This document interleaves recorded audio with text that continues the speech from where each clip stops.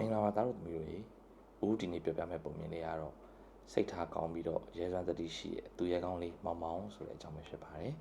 သိချာနားထောင်မယ်နော်ဟိုးရှိတော့ကနိုင်ငံကြီးတစ်နိုင်ငံနှစ်ပိုင်းကွဲနေတယ်အဲ့နှစ်ပိုင်းကွဲနေတဲ့နိုင်ငံကြီးကိုဘရင်နှစ်ပါးအုပ်ချုပ်တယ်ပထမဘရင်ကမြောက်ပိုင်းကိုအုပ်ချုပ်ပြီးတော့ဒုတိယဘရင်ကတောင်ပိုင်းကိုအုပ်ချုပ်တယ်သူတို့မြောက်ကမတည့်ကြတော့နှစ်ပေါင်းများစွာကြာအောင်လို့တိုက်ပွဲတွေတယောက်တစ်ယောက်အမြဲတမ်းရန်နေဖြစ်တိုက်နေကြတာပေါ့ကွယ်အဲ့လိုတိုက်ပွဲတွေအမြဲတမ်းဖြစ်နေတော့စစ်တီတော်တွေလည်းမရေမတွက်နိုင်အောင်ပဲအသက်ဆုံးရှုံးကြရတာပေါ့ဒါပေမဲ့လည်းနှစ်ပေါင်းများစွာကြာမြင့်လာတဲ့အထိကိုဒီသူတို့ရဲ့တိုက်ပွဲဟာနိုင်ရှုံးအောင်မပေါ်ဘူးပေါ့ကွယ်အဲ့အတွက်အောက်ခြေရစစ်သားတွေလည်းအများကြီးအသက်ဆုံးရှုံးကြရတာပေါ့နော်အဲ့ဒီတောင်ပိုင်းနဲ့မြောက်ပိုင်းနိုင်ငံနဲ့နိုင်ငံရဲ့ခြားမှာနယ်စပ်မြို့တွေတစ်မျိုးရှိတယ်အဲ့ဒီမြို့လေးဟာအရန်ကိုလှပပြီးတော့ဥစ္စာတနာနဲ့ပေါ်ကျယ်သွားတယ်တဲ့အဲ့ဒါကြောင့်မို့လို့ဘရင်နှစ်ပါးလုံးကအဲ့ဒီမြို့လိုချင်ကြတာပေါ့ကွယ်ဒါပေမဲ့လည်းသူတို့နှစ်ယောက်ကဒီလိုမျိုးဆက်ပြီးတော့စစ်တိုက်နေလို့မရဘူးဆိုတာကိုသူတို့နားလည်ကြတယ်ဘာလို့လဲဆိုတော့လူတွေအများကြီးလည်းအသက်ဆုံးရှုံးပြီးသွားပြီပေါ့နော်အဲ့ဒီအတွက်ပတ်စံတွေအများကြီးလည်းကုန်ပြီးသွားပြီပေါ့အဲ့တော့တရက်ကြတော့ဘရင်နှစ်ပါးကတောင်ပိုင်းကဘရင်နဲ့မြောက်ပိုင်းကဘရင်ကသူတို့အရန်လှတဲ့မြို့ရဲ့အလဲဘိုးမှာအချင်းချင်းတွေ့ဆုံကြတယ်ပြီးတော့သူတို့အစီအစဉ်တစ်ခုရေးဆွဲကြတယ်ပေါ့ကွယ်အဲ့တော့မြောက်ပိုင်းဘရင်ကပြောရပေါ့နော်သူ့ရဲ့စစ်တပ်မှာအကြီးကျယ်ဆုံးသောစစ်သူရဲကောင်တယောက်ရှိတယ်ဒါသူ့ရဲ့စစ်သူကြီးပဲပေါ့နော်တိုက်ပွဲပေါင်းများစွာကိုလည်းဥဆောင်ပြီးတော့ဆွေးနွေးအောင်မြင်ခဲ့တယ်ပေါ့လေသူ့ကိုစစ်ရှုံအောင်ဘယ်သူမှမလုပ်နိုင်ဘူးဆိုပြီးတော့မြောက်ပိုင်းဘရင်ကပြောတယ်အဲ့ဒါနဲ့တောင်ပိုင်းဘရင်ကြီးကကျွန်တော်မှလည်းကြီးကျယ်ဆုံးစစ်သူရဲကောင်တယောက်ရှိတယ်ဒါပေမဲ့သူကရိုးအေးပဲနေရလူပေါ့နော်ဒါပေမဲ့ရဲရင်ပြီးတော့တိုက်ပွဲမှာလည်းကျွမ်းကျင်တယ်ဆိုတော့မြောက်ပိုင်းဘရင်ကကဲကောင်းပြီအဲ့တော့ခမရရဲ့စစ်တကြီးနဲ့ကျုပ်ရဲ့စစ်တကြီးနဲ့တယောက်ချင်းရင်ဆိုင်တိုက်ခိုက်ကြမယ်ပေါ့နော်နိုင်သွားတဲ့လူကဒီမျိုးအုပ်ချုပ်ခွင့်ရမယ်ပေါ့လေဆိုတော့အဲ့ဒါနဲ့တောင်ပိုင်းဘရင်ကြီးကလည်းသဘောတူလိုက်တယ်မြောက်ပိုင်းဘရင်ကြီးကတော့သူ့ရဲ့စစ်သူကြီးကအရန်ကိုတော်အရန်ကိုရဲရဲနေတဲ့အတွက်သူကတော့စိတ်အေးလေရှိတာပေါ့ကွယ်သူပဲနိုင်မယ်ဆိုပြီးသူကတထိချယုံကြည်ထားတာပေါ့အဲ့နဲ့တောင်ပိုင်းဘရင်ကြီးအားကြတော့သူမျိုးပြန်ရောက်လာတဲ့အချိန်ကျတော့သူ့ရဲ့စစ်သူကြီးဖြစ်တဲ့စစ်သူကြီးမောင်မောင်သူကခေါ်ပြီးမေးတာပေါ့နော်အဲ့တော့မောင်မောင်ကကျွန်တော်မျိုးဝမ်းမြောက်ဝမ်းသာစွာနဲ့အရှင်သခင်အတွက်စစ်တိုက်ပေးပါမယ်ဒါပေမဲ့ကျွန်တော်မျိုးဖျားဘူးလေးတော့အရင်ထွက်ချင်သေးတယ်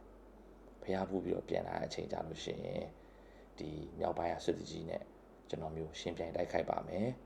ကျွန်တော်မျိုးအရှင်မင်းကြီးအတွက်လည်းအောင်မြင်မှုတွေဆောင်ကျင်းပေးနိုင်မယ်လို့ထင်ပါတယ်ဆိုပြီးတော့ကတိပေးလိုက်တယ်ဒီလိုနဲ့မကြခင်မှာစစ်သူကြီးကသူကဖျားဘူးခီးထွက်လာတာပေါ့ကွယ်အဲ့တော့ဖျားဘူးထွက်လာတဲ့လမ်းမှာ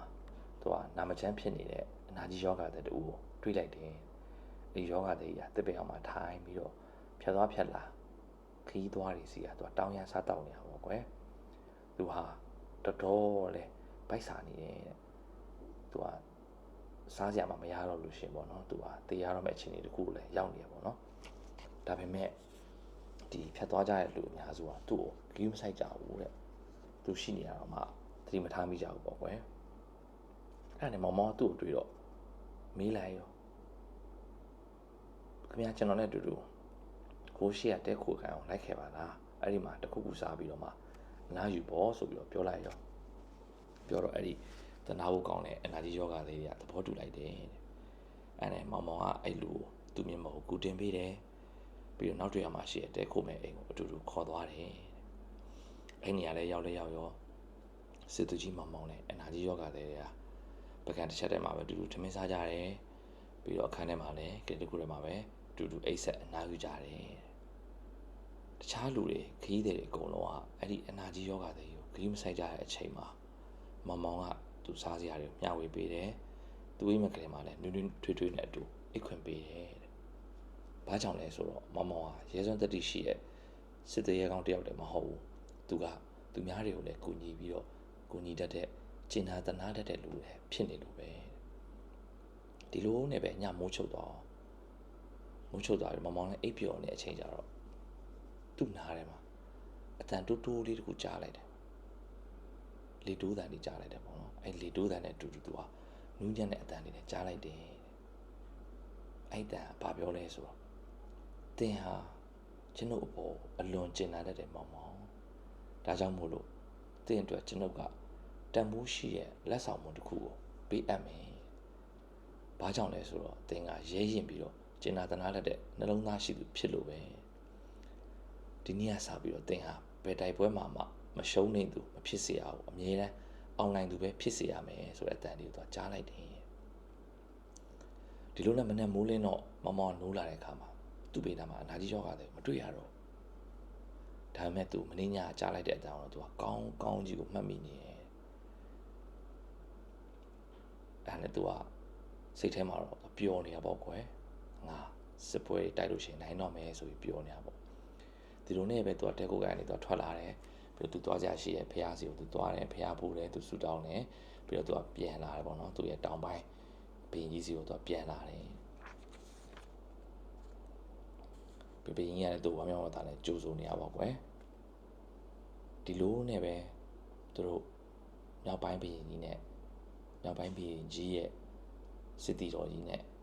စီးချင်းထိုးရမယ့်အချိန်ကိုရောက်လာပြီပေါ့ကွယ်အဲ့တော့အဲ့ဒီမှာပဲတမျိုးလုံးကလူတွေကလည်းအများကြီးပဲစုပဲရောက်ရှိနေကြတာပေါ့မျိုးတွေကလူတွေဟိုတခြားမျိုးကလူတွေကလာကြည့်ကြအောင်အဲ့တော့ကွင်းကြီးထဲမှာဟုတ်တို့ညောက်ကချရမှာပေါ့နော်အဲ့တော့အဲ့ဒီကွင်းကြီးတော့မြောက်ပိုင်းစစ်တီကဝဲလာအောင်အဲ့ဒီမြောက်ပိုင်းစစ်တီတော့ရက်ကလည်းမြင်းနေခွန်အားပလိုက်နေပြည့်စုံတယ်ခေါင်းစအခြေဆုံးသူကအရန်အယောင်တောက်ပါတဲ့ရွှေရောင်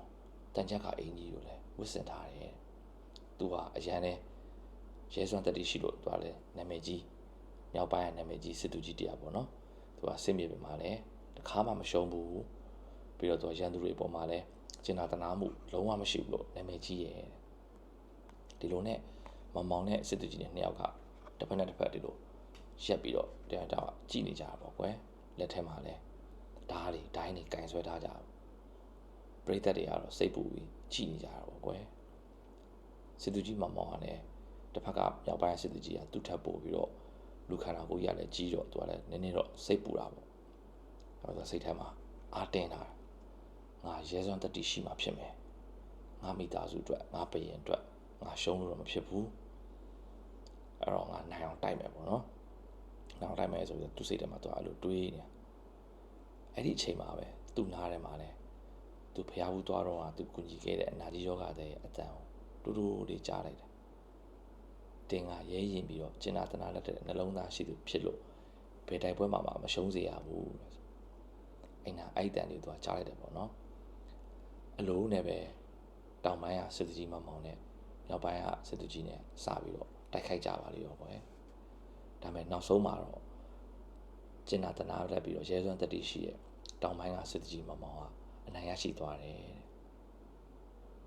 အဲ့ဒီတော့သူတို့ရဲ့ကတိစကားအတိုင်းပဲအဲ့ဒီမြို့လေးကိုလည်းတောင်ပိုင်းဘီရင်ကြီးကအုပ်ချုပ်ခွင့်ရရှိသွားတာပေါ့ကွယ်အဲ့တော့